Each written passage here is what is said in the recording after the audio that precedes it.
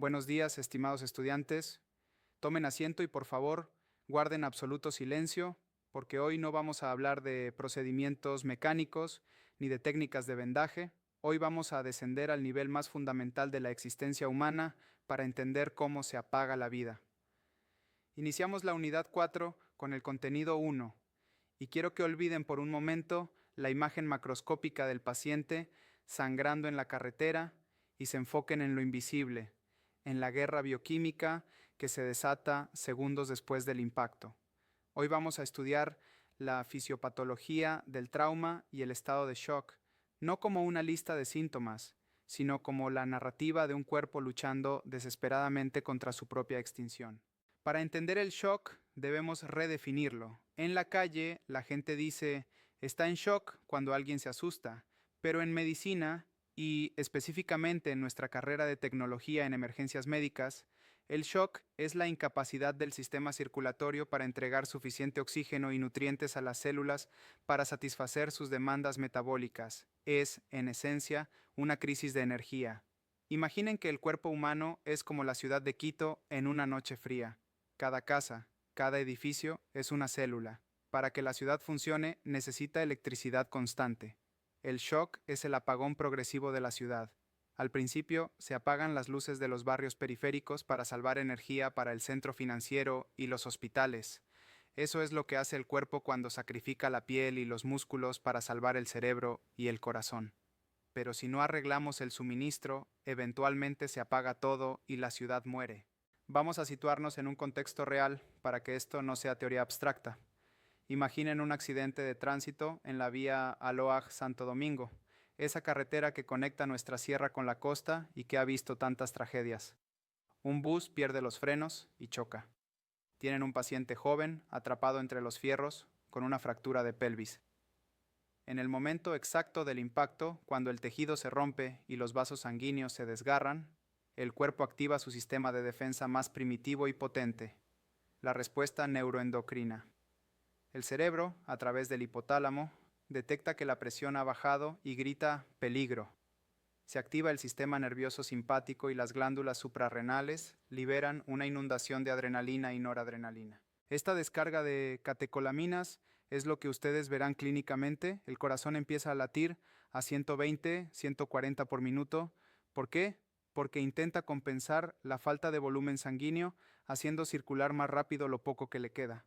Al mismo tiempo se produce una vasoconstricción periférica brutal. El cuerpo cierra el grifo a la piel, al intestino, a los riñones. Por eso su paciente en la vía Aloaj está pálido, frío y sudoroso. No es por el clima del páramo, es porque su cuerpo le ha quitado la sangre a la piel para dársela al cerebro. Si ustedes tocan esa piel fría y pegajosa, están tocando la manifestación física de la adrenalina luchando por la vida.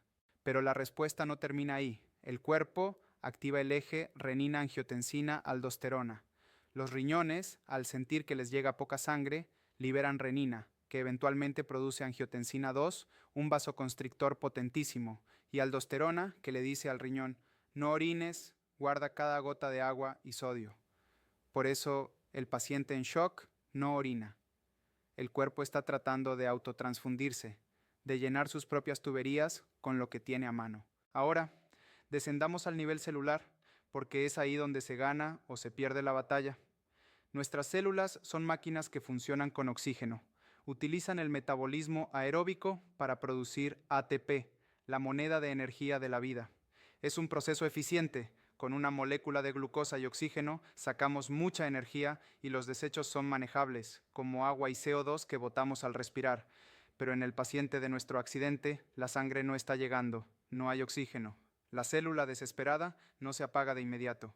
Cambia a su generador de emergencia, el metabolismo anaeróbico. El problema del metabolismo anaeróbico es que es tremendamente ineficiente y sucio. Produce muy poca energía y genera un desecho tóxico peligroso, el ácido láctico. Y aquí empieza la tragedia silenciosa. A medida que el shock avanza, el ácido láctico se acumula en la sangre. El pH del cuerpo baja, se vuelve ácido. Esta acidosis metabólica es devastadora. Las enzimas que controlan la coagulación, la contracción del corazón y la función cerebral dejan de funcionar en un ambiente ácido. Es como tratar de correr un motor con gasolina adulterada. Si no intervenimos, si no llegamos con nuestra ambulancia a oxigenar y reponer volumen, la célula se queda sin energía incluso para mantener su propia integridad. En la membrana de cada célula hay una bomba de sodio-potasio que trabaja incansablemente sacando sodio y metiendo potasio. Esa bomba necesita ATP. Cuando la energía se acaba, la bomba se detiene. El sodio entra a la célula y, como saben por química básica, el agua sigue al sodio. La célula se hincha, se edematiza y finalmente explota. Esto es la lisis celular. Cuando la célula muere, libera todo su contenido tóxico al torrente sanguíneo, potasio, enzimas destructivas, radicales libres. Esto desencadena una reacción en cadena, el sistema inmunológico se vuelve loco. Se liberan citoquinas inflamatorias, como si hubiera una infección masiva, pero no hay bacterias, solo tejido muriendo. Esto se llama síndrome de respuesta inflamatoria sistémica o SIRS. Los vasos sanguíneos se vuelven permeables como coladeras y el líquido se escapa del espacio vascular al tejido, causando edema y empeorando la hipotensión. Es un círculo vicioso, una espiral de muerte. Quiero que entiendan que el tiempo es tejido. Cuando ustedes ven a un paciente en la escena que está ansioso, taquicárdico, pero con la presión arterial normal, no se confíen. Ese paciente está en shock compensado, su cuerpo está gastando sus últimas reservas de adrenalina para mantener la presión y engañarlos. Es una mentira fisiológica. Si no actúan ahí, si se demoran en la escena tomando fotos o llenando papeles, el paciente va a caer por el precipicio del shock descompensado. De repente la presión cae, la conciencia se pierde y entramos en shock irreversible. En esa etapa, aunque lo lleven al mejor hospital de Quito, al Eugenio Espejo o al Metropolitano, y le pongan litros de sangre, el daño celular es tan extenso que el paciente morirá por fallo multiorgánico días después. La célula ya cruzó el punto de no retorno. Esta es la razón por la que insistimos tanto en la hora dorada, o mejor dicho, en los 10 minutos de platino. Su intervención prehospitalaria no es solo llevar al paciente, es interrumpir esta cascada de muerte. Cuando le ponen oxígeno, están tratando de revertir el metabolismo anaeróbico. Cuando controlan la hemorragia con un torniquete, están evitando que se pierdan más transportadores de oxígeno. Cuando lo cubren con una manta térmica, están evitando que el frío detenga las enzimas vitales.